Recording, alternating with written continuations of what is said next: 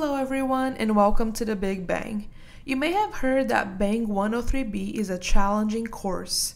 However, I'm not here to add to that tale. I want to help you gain a perspective that may just shift the way you look at mass transfer and help you succeed in this class. You may quickly notice that the course is built on a few fundamental concepts, such as Fick's first law and material balances. You may become very familiar with the material balance by the end of the course. The material balance dictates that the accumulation equals in minus out plus produced minus consumed.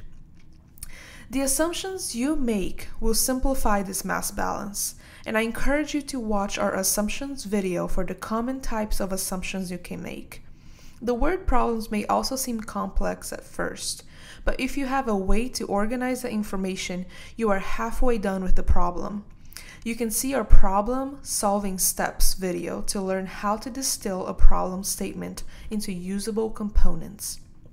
Two takeaway tips from this video are: if you don't know how to get the unknown value, there are two things you can do. One, you can do a mass balance. The accumulation equals the in minus the out plus the produced minus the consumed. Always remember that. And two, you can analyze your units. Make sure they match and give you the correct units for the unknown value you are solving for.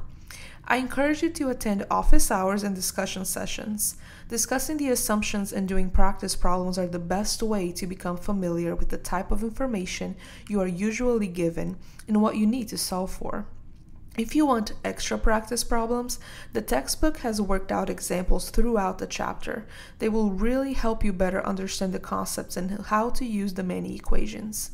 Speaking of the textbook is a good resource, even if it's a little more difficult to read. A good time-saving tip is to scan the chapter for all the formulas you need and make a compilation of all those formulas and all the parameters inside those formulas. Then you can read the surrounding text to understand the assumptions and conditions necessary to use those equations. Since the homework is based off of the textbook, reading through the chapter can also be a good idea. You will quickly realize that mass transfer is a challenging course that teaches you the fundamentals of something that happens everywhere. The parallels between mass transfer and heat transfer will make the scenarios you learn in this course very easy to visualize. I encourage you to take advantage of that. Always try to picture in your head what is the event that is happening in every problem you tackle. If you can connect mass transfer to everyday occurrences, you will find that the class has broad applications, and this class can be very rewarding. We are here to help you along the way, and we wish you the best of luck. And don't forget to have fun.